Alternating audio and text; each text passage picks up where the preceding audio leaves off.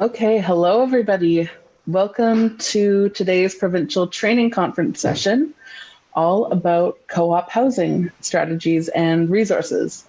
My name is Kate Fish, and I'm the online community manager at PovNet.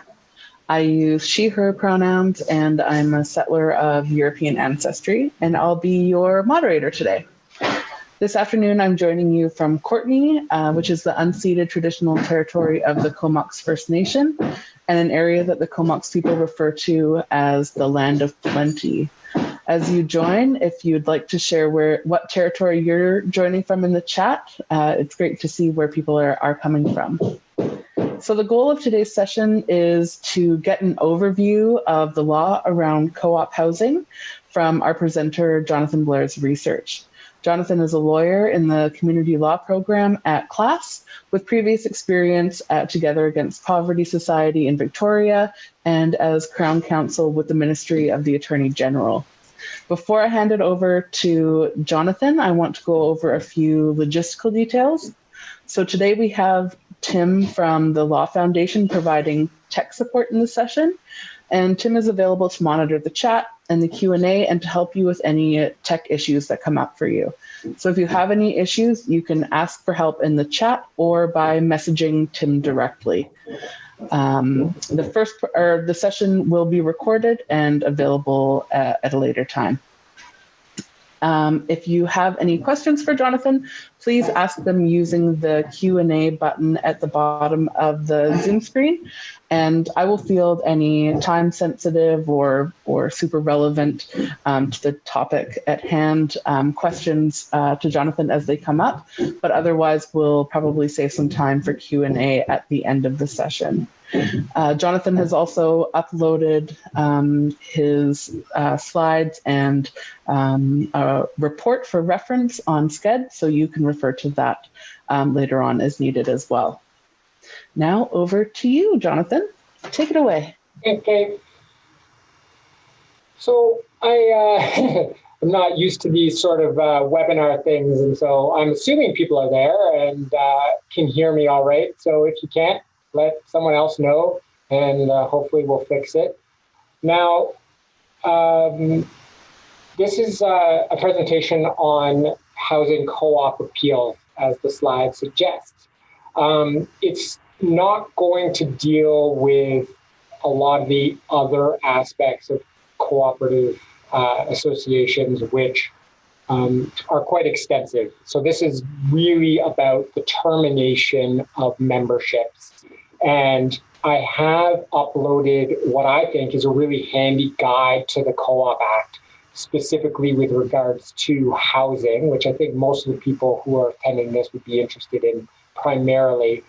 And I find it really useful as an overview of the processes of not just termination, but of housing co-ops in general. So please access that if you want to. Now, I'm just going to dive in. I notice people are still climbing. The participants are still going up, but I'll start slow. The meat of it is a bit down the road anyways. So as Kate mentioned, I'm a lawyer at CLAS, and we do deal with a lot of co-op intakes, or a relative number of them. We only represent people at the level where it's going to court. So just as a note, if people are referring individuals to us, we'll give summary advice on all the levels, but we won't represent people except insofar as it's going to an appeal at the court level. As you'll see, there's a couple different parts before that. So the regulating statute of co-op housing is the Cooperative Association Act, as you can see up there. Now, the Cooperative Association Act is what's often referred to as standalone legislation. And what that means is the whole point of the Co-op Act is that you don't necessarily need to go outside of it in order to determine what procedures govern the co-op or what the rules of the co-op are. Now, that's a bit misleading because even though it is standalone legislation, things like the Human Rights Code and various other income tax acts and stuff like that all apply to individuals as well. So it's standalone, but it's other legislation is still relevant. And in addition to the Act, there are also regulations that cover some of a very small amount of the nitty-gritty, but also have schedules that have some forms and model rules that are relevant to various things, though less so to housing. Those forms are there. However, I will draw your attention, as the slide says, to sections 4 and 4.1, which are particularly relevant to the termination of memberships in housing. And then there's rules, and I just wrote rules, but basically what that means is every co-op has rules. In fact, to found the co-op, rules need to be filed, rules of the association. And the co-op rules work in tandem with the legislation. And there's often parts of the legislation that suggest that something isn't mandatory under the Act, but rather that the rules can be made to encompass it or not. And the rules do have some things that they must cover, like membership and various things like that.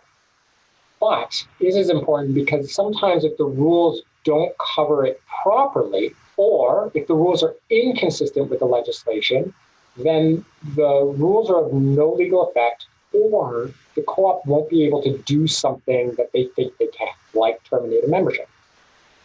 So the takeaway from that is, when you have a client from co-op, if possible, always get the rules, because the rules may give you an out, maybe a way in order to fight a termination, even if the termination is proceeding by what seems to be a valid means under the Act.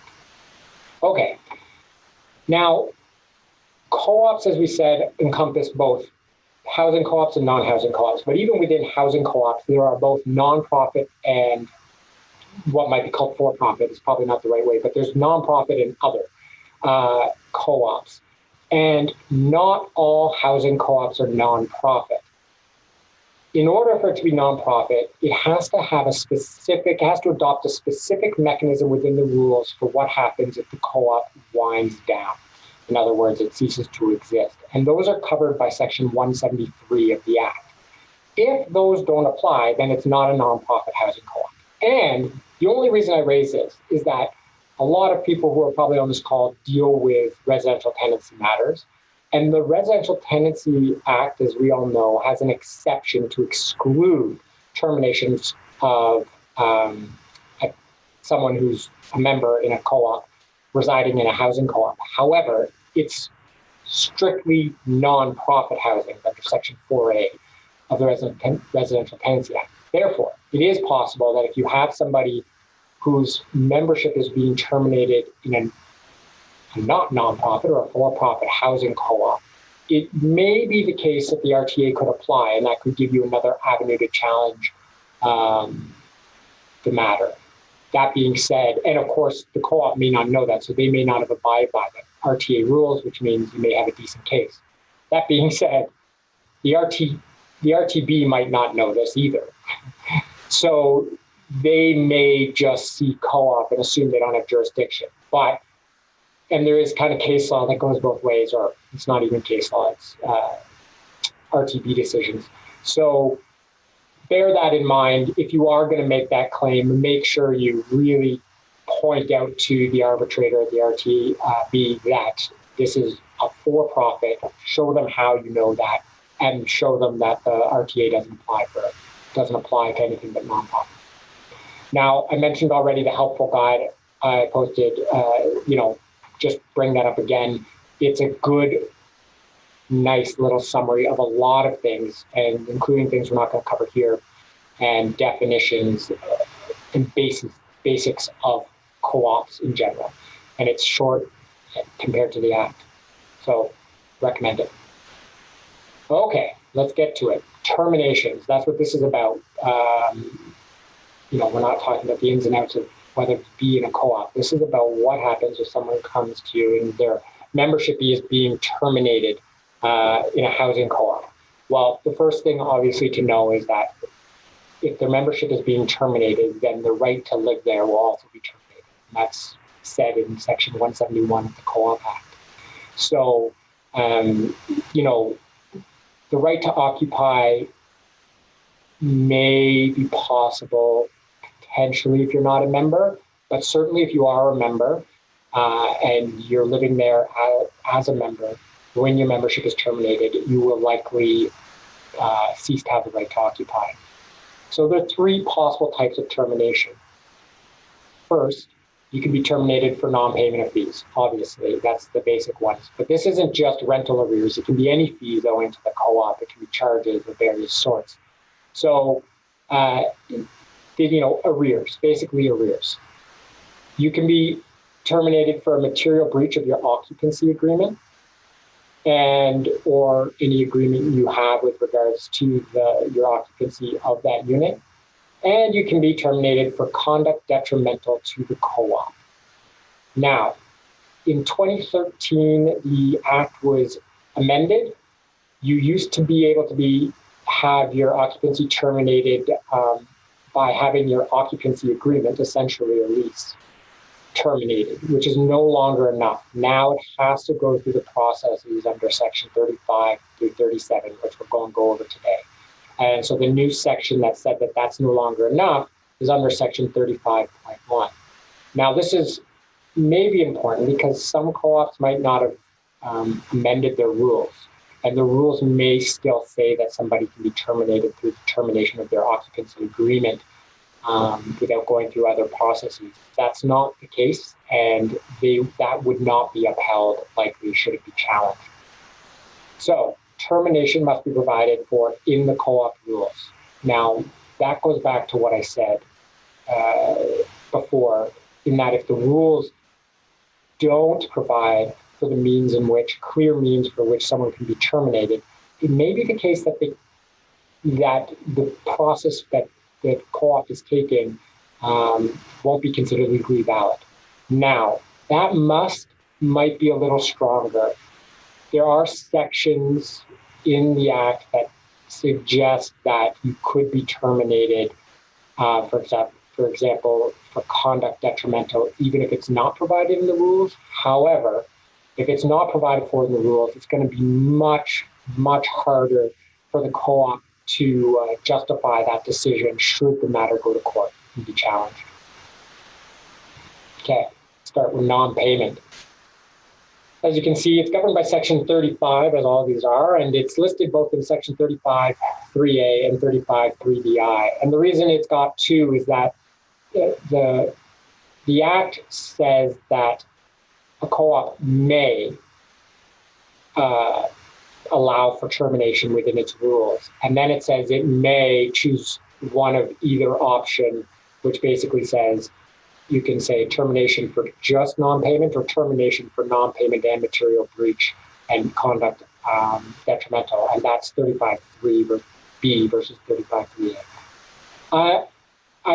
Every example I've ever seen of a co-op that's come to us has allowed for termination for both non-payment and for breach. So it tends to fall under 35.3b, but it doesn't really matter. Again, it depends on what the rules say.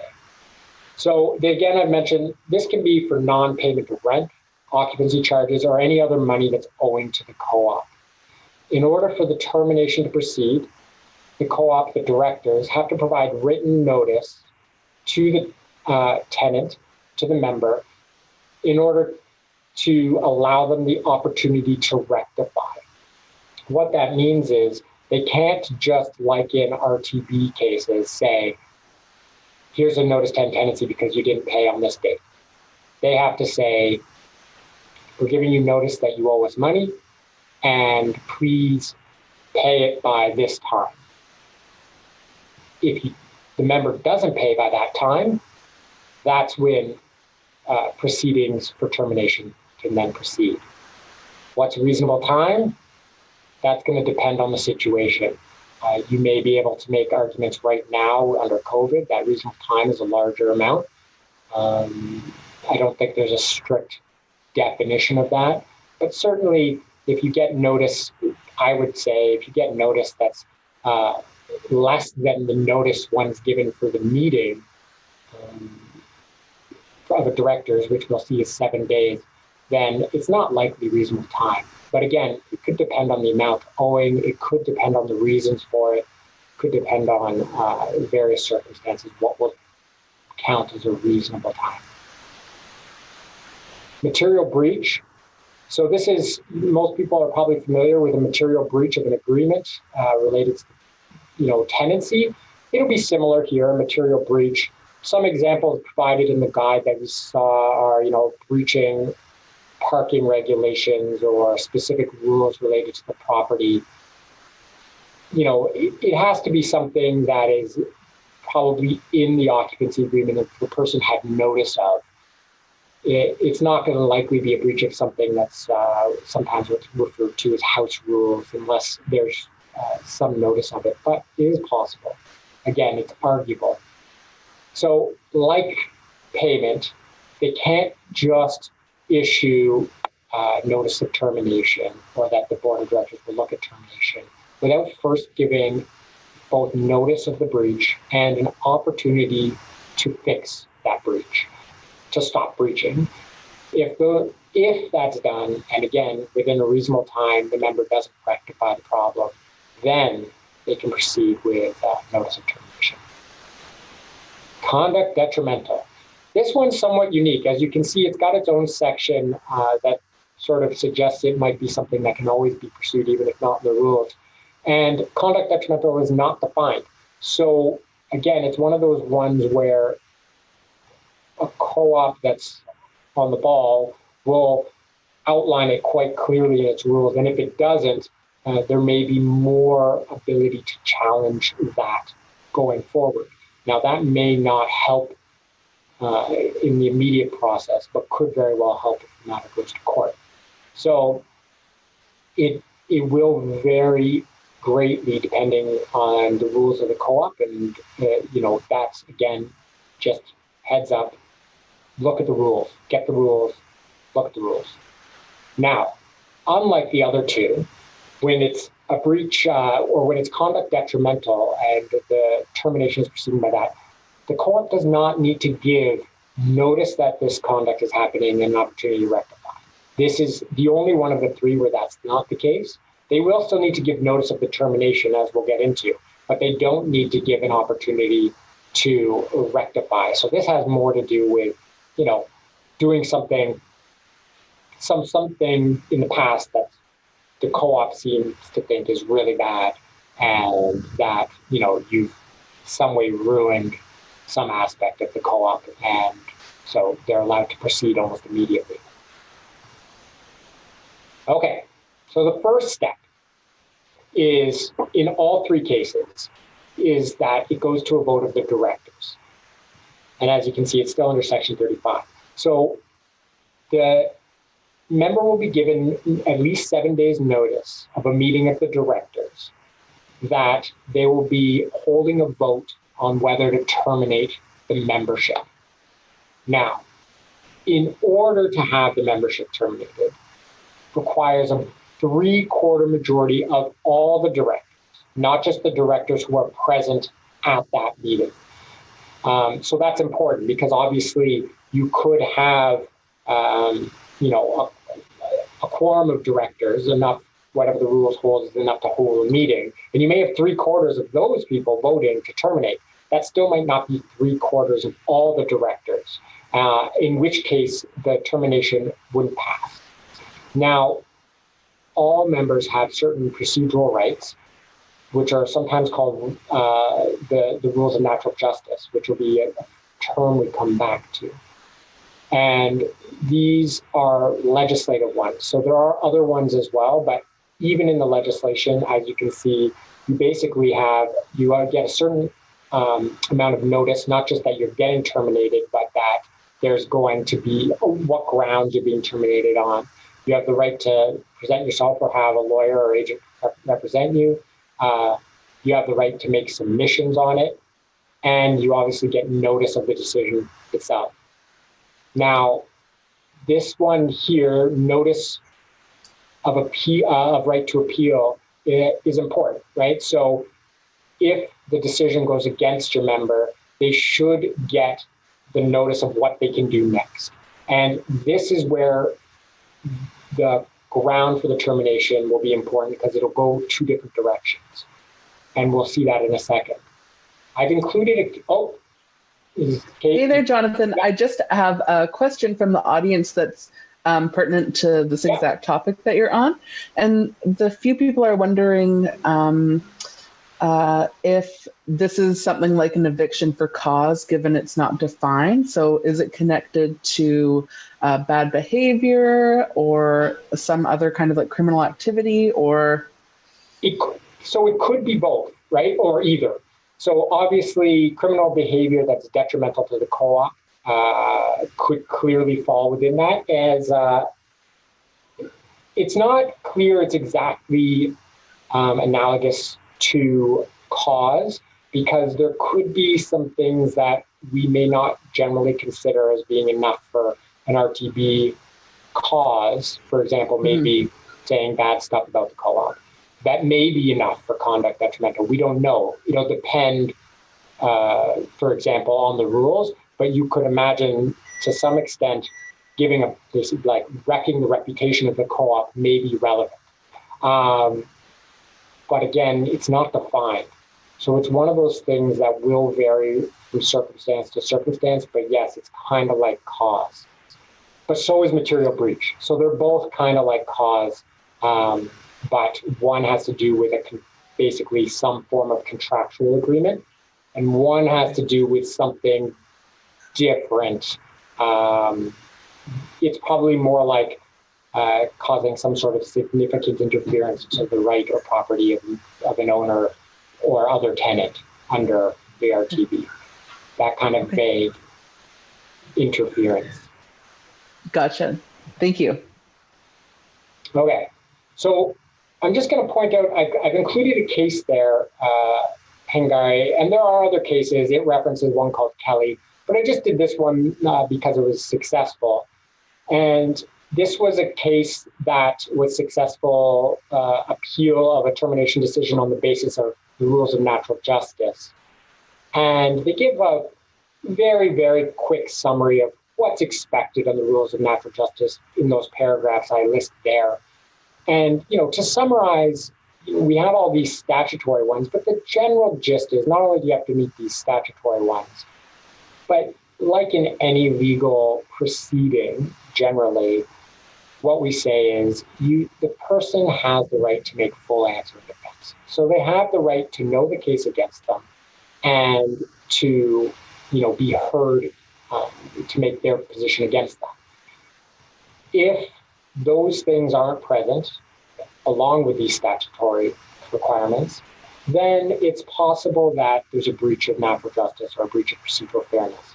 And the example in Hungary might be considered, what you might say was a moving case by the co-op. They kind of said, we're going to terminate you for this. And then the person presented some evidence that wasn't legitimate and had to do with arrears, but they didn't know the arrears. And then they said, oh, well, we've calculated this other thing, so we'll just change the termination and terminate you for that. And the court said, no, you can't do that. You have to give notice of a new hearing and everything like that. You can't just change the case without giving the person the right to answer that.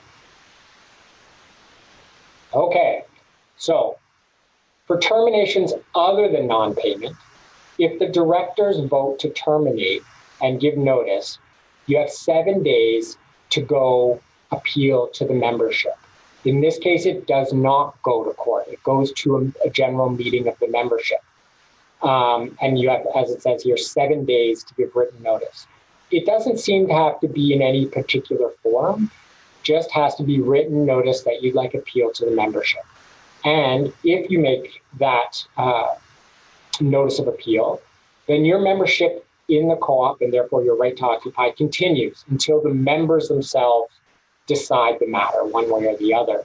Now, and when that gets set down, ideally it's supposed to be the next one, but that they may not have a lot of membership meetings. So it either will go until the next membership meeting, or the directors can call a special meeting in order to hear the matter. Either way, it will go to the membership. The membership vote will depend, again, on the rules and what the issue is. So if it's a material breach, a simple majority can uphold the director's vote to terminate unless the rules give a different higher amount. They can't give less, different higher amount. For conduct detrimental, and this kind of goes to the fact that it's meant to be a bit more severe, and a bit less defined, unless the rules specify 2/3, that's the minimum, 2/3, then it's got to be a 3/4 majority. And it goes by way of what's called special resolution, which is defined in section 1, and which that guide gives a nice little summary of how that works. So conduct detrimental has to pass by a higher amount than material breach. And regardless which way it goes, the member is entitled to prompt notice of the decision and the right to appeal. Now, in this situation, we would generally say that the same rules in natural justice would apply. And certainly one of the grounds of appealing a decision, in this case, if the membership upholds the termination decision, would be that there's a breach of natural justice or a breach of procedural fairness.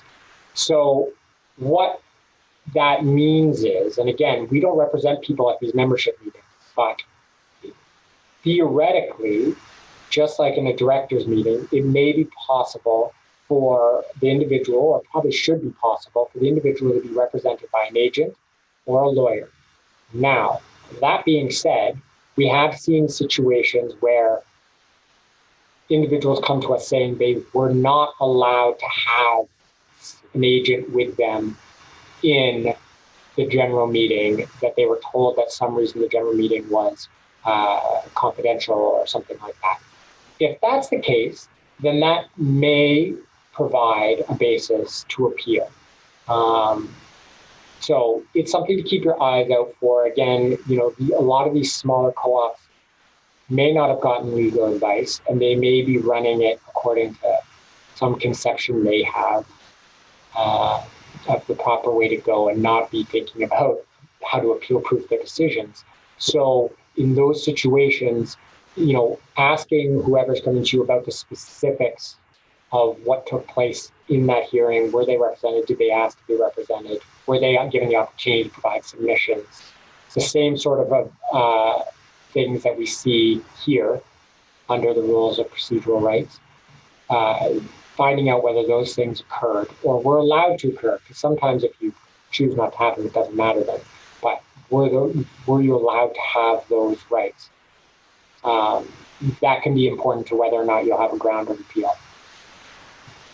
Now, again, here, members entitled to prompt notice of decision and right to appeal in prescribed form. So the regulations provide attached to them under Schedule C, Form 9 and Form 9.1.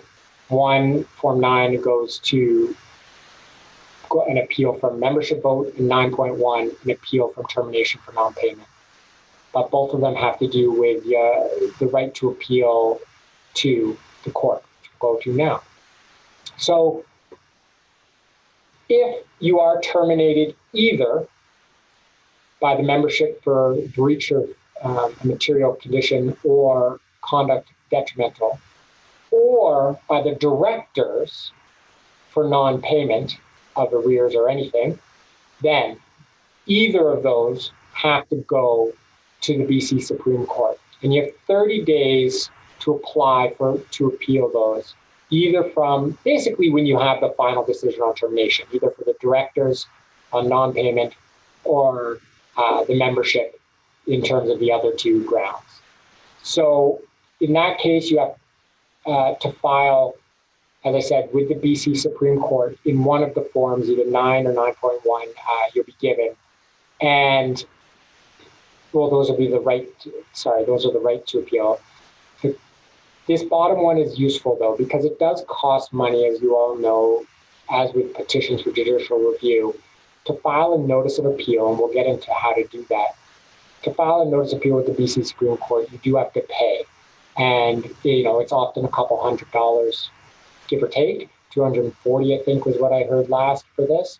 in which case the individual may or may not be able to afford that. However, and people don't usually know this, the co-op must give members that money to file an appeal if they request it within 10 days of the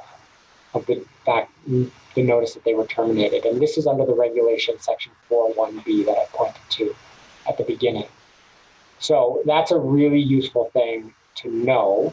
If they don't ask within the 10 days, the co-op can still give them the money, but it's discretionary. They don't have to. And, whether they will, who knows. But if they ask within the 10 days, they must. Now, if they lose the appeal, this will be a debt owing to the co-op. So that's important to bear in mind. Okay, there are only 3 grounds on which you can appeal to the BC Supreme Court. A breach of natural justice, the decision is not reasonably supported by the facts, or the termination is not authorized by Section 35. The last one, basically, if they're trying to terminate you for something that's not in, doesn't fall under material breach, conduct detrimental, or non-payment, then theoretically that would be the termination is not authorized by Section 35. If not, the vast majority we've seen have been natural justice. Decision not reasonably supported by the facts, that is possible. And there is a decision you're going to see where it wasn't a final decision, but the facts seem to suggest that this would have been the basis for the decision by the judge. So that is possible, that the reason is not reasonably supported by the facts. Okay. So there's 2 types of BCSC appeals. Now, all of these appeals go under Rule 18 sub 3 of the BC Supreme Court Civil Rules. If you do get a chance to go look at those rules, they're quite, or Rule 18 in particular, sub 3, Rule dash 3, sorry, it's quite short and simple. That being said, co-op appeals don't give direction, or the Co-op Act doesn't give direction for how an appeal to the court will go. So that means there's no standard directions for the appeals, and then notice of appeal will go by what's called Form 73, which is just a form you can get online, and it's called a notice of appeal for the BC Supreme Court with directions, asking for directions. And it's a pretty straightforward form. It doesn't need to necessarily be extensively written up. There's going to be an opportunity to present arguments and even do a memorandum or a factum or whatever you want to call submissions at the court, likely. So the main point is to get that in the 30 days. Now, since you'll be asking for direction, you're also going to need what's called a directions hearing. And you need to give at least 7 days notice to the other party before you have that. And again, you'll see this is all in the rules. So you give them 7 days notice before you have that notice for the directions on how the appeal will run. You also have to obviously serve notice of the appeal itself. And there's 14 days, and this is governed by that Co-op Act, 14 days to serve the notice of appeal. And then the co-op has 14 days to file its notice of interest. Now, as I said, this is all relatively straightforward and isn't as complex as a lot of proceedings at court. Service is governed by the Co-op Act, and there are various ways to serve the co-op that have to do with serving its registered office and various things like that. The guide I gave you has a whole section on service, so I would suggest you go look at that. It's, again, relatively straightforward often, and if there's a lawyer on the other side, it can be quite simple. Okay, orders of possession. So, memberships deal with the right to be a member, not the right to occupy. Somewhat, I would say it's similar to residential tenancy. It's actually a bit different, but the point is that your membership can be terminated and you may not leave. In which case, the co-op can apply for an order of possession under sections 172 of the Co-op Act. And just like the RTA, the Co-op Act also allows members to apply for an order of possession for themselves under 172.1. Now, if the member is going to do that, they should be doing that with their notice of appeal. And if the co-op is going to ask for an OP and an appeal by the member has been filed, then the co-op should do that with its notice of interest. Usually, it's not necessarily what happens. Now, if, as we've said, if you are going to appeal to court, it's not like a judicial review. Now, many of you may know that a judicial review is this really narrow type of hearing that doesn't have witnesses, well, 99% of the time doesn't have witnesses or new evidence, and is just what we call an appeal on the record.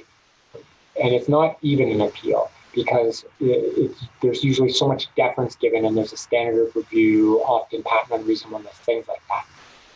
Unlike that process, an appeal under the Co-op Act to the BC Supreme Court can be anything. So it could be a hearing with witnesses. It could be just like a judicial review where it's just arguing submissions. It can be anything. It could be a little bit of A, a little bit of B. It could be affidavit, but no witnesses. It could be anything. So the judge in the directions hearing will set out how they want it to go. And this will largely depend on what's at dispute. If there's evidence in dispute where one side is saying this is what happened, and the other side, no, this is what happened, then you may need witnesses. If it's a matter of just, they did follow the act or not, and it's not disputed what the actual facts are, then maybe it'll just be submissions. Then they'll also set what the timelines are, when is the hearing, when will things need to be submitted, various things like that. And the matter will proceed, but the judge will lay all of that out in the directions hearing. The appeal. So once the directions are given and you know how the appeal is going to go, and it'll go according to those directions, you must file a notice of hearing of appeal and serve it on the other side. Now, it says there's no deadline because there is no deadline in the rules, the BC Supreme Court civil rules. However, practically speaking, the judge will likely give directions on when this needs to be served or when the hearing is. So the notice of hearing, if there's directions on when the hearing is, then the notice of hearing will be of less importance. But you still have to do it because it's part of the rules. But, notice everyone will have heard the directions from the judge anyway, so it won't matter as much. Now, at the appeal, the judge will likely decide two things, depending on what, the second one may depend on if people have applied for it, but they'll decide on the appeal against membership termination. So in other words, you're appealing at this point either the decision of the directors for non-payment or the decision of the membership for termination for material breach or conduct detrimental. If one or other side made an application for an order of possession, that will also be determined. We have seen a recent case where the judge also determined, and I'll give you a citation for it in a second, it's called Russell, that the individual owed money, owed the arrears to the co-op. It's not clear that that's something that would normally be decided. It's not something that's specifically addressed in the rules, but there is some latitude for a judge to do what they think is appropriate. So if the appeal is unsuccessful at the BC Supreme Court, you don't get to automatically go to the Court of Appeal. You need to apply for leave to appeal, which is its own process and happens pretty quickly. If you're successful in getting leave, in which you have to demonstrate some merit, not just that you want to, or even that there's going to be an impact, but that there's some merit to the appeal. If you get appeal, then there'll be a hearing set at the Court of Appeal. So, going to applications for OP. Now, sometimes, we're all aware, people don't necessarily appeal things as they should. So someone might have their membership terminated. They may not appeal that decision, but they still might not leave. Now, if someone membership is terminated, as I've mentioned before, Section 171 of the Co-op Act says your right to occupy is gone too. So that means if you didn't appeal, the co-op can petition, separate from an appeal, petition for an order of possession. However, even if you didn't appeal, and this is a really interesting little facet, and it is much nicer than the RTB for a member who may have forgot to appeal. Unlike the deemed part of the RTA that says you didn't appeal, you're deemed to have gone along with it. This still gives a bit of room. You didn't appeal, the co-op asks for an OP, they still must show, and the onus is still on them, that the termination was in accordance with natural justice. This is a nice little fail-safe for someone who comes in seeking help because they've been terminated, didn't appeal, and now the co-op is asking for an order of possession. It is still definitely worthwhile seeing if the individual can be assisted on that and, referring to somebody maybe, because it is possible, in fact, not unlikely, that the co-op may not have abided by all the rules of natural justice or procedural fairness. And you can oppose the order of possession, the application for the order of possession, and make the argument that they didn't, even though no appeal was filed, and be successful. And I think there's actually a good case where that happened. So this is important. So unlike an RTA situation where the person just didn't dispute, if someone didn't appeal and they're having someone, the co-op apply for an OP, get the specifics because they still may have a decent argument. And if the co-op has the burden, it actually gives a bit of a benefit to the person opposing that order of possession. Now, we have a little note here.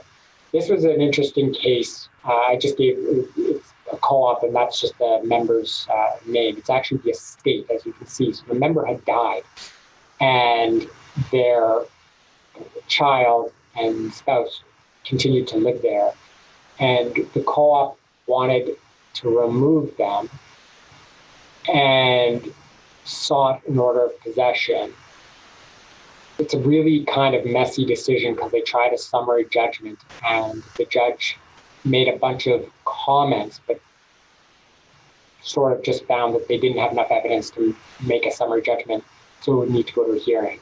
But their comments, which may or may not be binding, suggest that if someone was never a member, then maybe you can't get an order of possession against them under Section 172. I'm not sure that that's good law. It seems to mean that someone who's not a member and somehow is occupying can't be removed under the Act, which doesn't seem to make a lot of sense. However, the suggestion is in there. It's at paragraph 77 and 78. And the decision itself is somewhat interesting for a couple other reasons. One of which has to do with, again, I mentioned there was a case where they said that the decision to terminate doesn't necessarily accord with the facts. In this case, there was evidence that the individual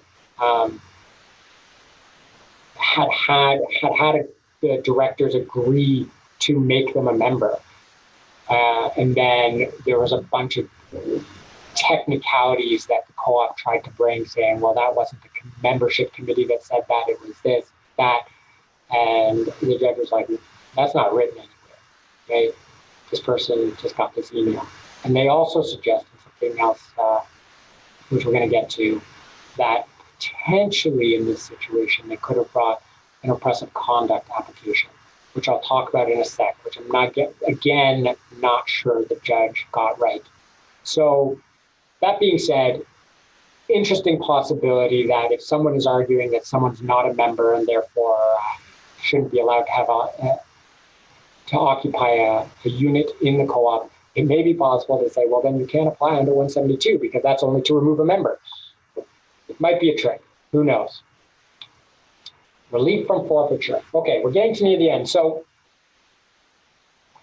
one of the things that has been up in the air for a while with regards to a lot of stuff is this idea of relief from forfeiture.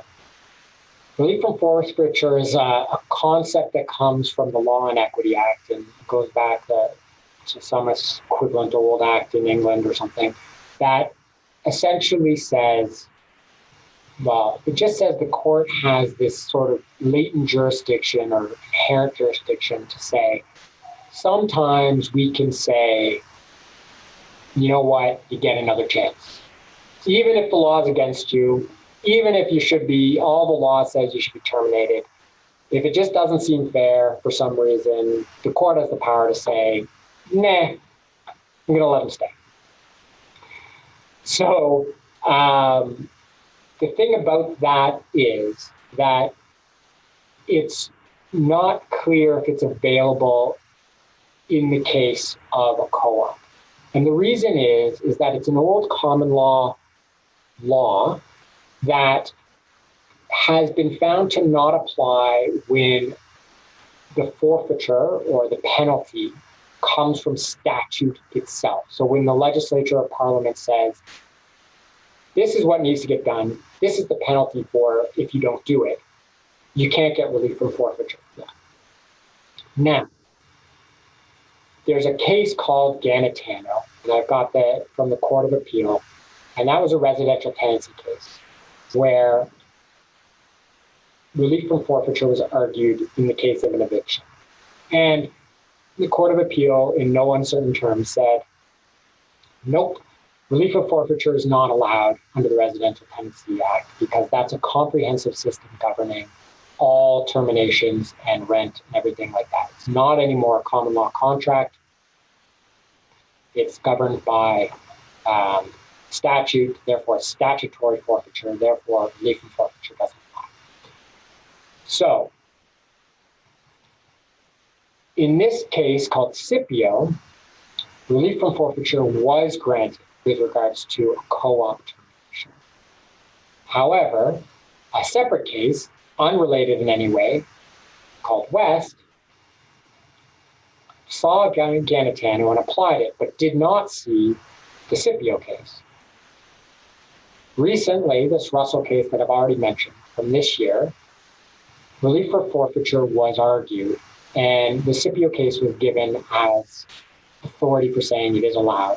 However, the other side gave West, and the court in Russell decided that West was better and followed West because it had referenced Ganetano, whereas Scipio hadn't, and said, like the RTA, the Co-op Act is a comprehensive system governing terminations, and therefore it's statutory forfeiture, and relief from forfeiture is not allowed.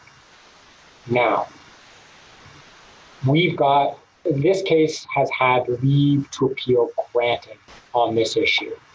So the Court of Appeal will be hearing this case on the issue of relief from forfeiture, and there's a stay, obviously, of the termination in the meantime. It's not clear Ganetano should apply because there is a lot more leeway in the Co-op Act about what, about rules and flexibility on what penalties should apply and what shouldn't, to the point where it is arguable it's not statutory forfeiture, in which case relief from forfeiture should apply. But still up in the air, still worth throwing out. But if you do, be aware that Russell is probably the leading case on it right now because they reference those two, and you'll have to make an argument for why it's wrong. Oppressive conduct. So I threw this in at the end because it's an interesting section that people don't necessarily think about. And to be fair, as I said, this is mostly about terminations, and Section 35 explicitly says Section 156 doesn't apply.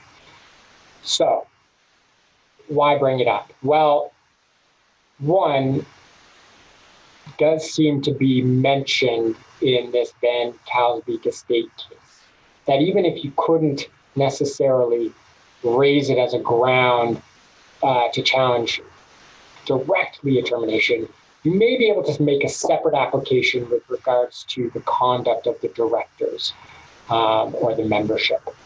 Oppressive conduct is, for lack of a better term, it's essentially when the directors are acting in an unfair manner towards a certain individual with regards to either there's a prejudice or bias, and they're acting unfairly because of that, or, and this is the more interesting one, when there's a reasonable expectation that certain rules or policies will be followed, then, and the directors just don't follow them to one party's detriment rather and to the benefit of someone else, that may be oppressive conduct as well.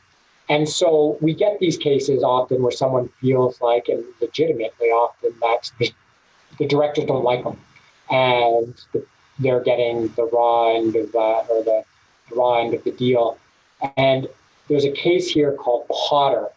It's a long decision out of the BC Supreme Court, and it gives an in-depth analysis of this oppression remedy under Section 156 in the context of supportive housing, overhousing, underhousing, and an individual who was a family of four who had children who were disabled, and they were deemed as underhoused. And the decision found that the failure of the co-op to follow its own policies with regards to moving people around in terms of over-under housing and sort of favoring keeping people who are overhoused, maybe who have been there a long time and their children have left, in the unit they've been in, rather than shifting to give the people in underhoused the bigger unit, was oppressive conduct because it went against the general expectations, the reasonable expectations of the parties. And interestingly, after that decision, the co-op didn't necessarily do anything about it, and we went back to the court, and the court ordered that, again, we would normally say that a third party isn't going to get hurt by a court, but in this case, they ordered one of the overhoused individuals to be relocated, to be moved, and for the underhoused person to get that suite. So, it's one of those ones to bear in mind if you have someone coming to you and saying, in some way that the co-op's not fairly applying the policies and the rules to them, and that other people are getting, repairs and they're not, or something like that. The oppressive conduct application may be something to look at or to talk to them about, and it goes by way of petition to the court. So it's not a simple matter, but it is, I invite you to take a look at this Potter decision, which gives in-depth analysis of that oppression remedy. So I'm just going to end, that's it, with, I'm just going to end by reiterating that, so CLAS, we do represent individuals at court who have co-op appeals, but not everybody. It'll have to be, we only do it if it's meritorious. But even if it's not something we have the capacity to do, we would give summary advice and sometimes even help draft, depending on how much time we have, the court documents for somebody and how to proceed with it. And we will also give general advice about the lower levels, but we will not represent people at a director's meeting or a membership meeting. And just from my experience, it's not even always useful to have someone represent you in those two situations. But we will give advice on sort of the things to raise and what to look for. So if there aren't any questions, that's it. Thank you, Jonathan. That was really interesting. There are some questions in relation to the fees for an appeal in the Supreme Court. And they were wondering, I think you mentioned how much the fees cost to file. So the question is, are the fees expensive to file for an appeal in the Supreme Court? And is there a fee waiver? So my memory, and so don't trust it necessarily, is that the fees are about $240, something around there. And there is in all Supreme Court matters, there is usually the ability to apply for a fee waiver. And to get that, to have the fees waived. However, and there is also the ability, as I said, to ask the co-op to pay it. So either one's possible. If you apply for, I think they call it, I keep changing the name, but I think they call it impoverished status now. If you do apply for that, it can be, that fee waiver isn't always simple. If someone is on PWD or IA, it's automatic. You just put in the proof, you say, I'm applying for it because I'm on one of these two. And you check the box, literally, and it's pretty much, not pretty much, it's automatic. If the person is not on one of those, even if they're on something which should be recognized as similar, like OAS, GIS, CPPD, whatever, the application is going to have to be a little more fulsome. It's going to have to include their income, their expenses, and various things like that. And the form gives a bunch of that information. So it may be worth, depending on what the basis is, it may be worth just asking for the fees to be covered. However, if you do have someone on IA or PWD, you may want to just go and do that because it is pretty automatic. But they will have to go in front of a judge. It's to get that. And they have to get that before they file the other side, obviously. Okay, so there's a few steps to the process, but it will be covered. Okay. Great. And those are the only two questions. Folks, if you've got questions for Jonathan, please make sure to drop them in the Q&A. We'll give it a second here. And I should note, obviously, advocates are free to call us too if they have a question on any of these legal issues. We give advice to the advocates as well as individuals. So feel free to call us if you have a client who you're helping with a co-op matter. We can help with it. That's great. Okay, I'm not seeing anybody posting any other questions, so I think you covered things in good detail. Yep, and look at that guy. He's got the presentation. Best of luck. Yes, fantastic. Well, thank you so much, Jonathan, and we'll see you again on the internet. Thank you, everybody. Thank you.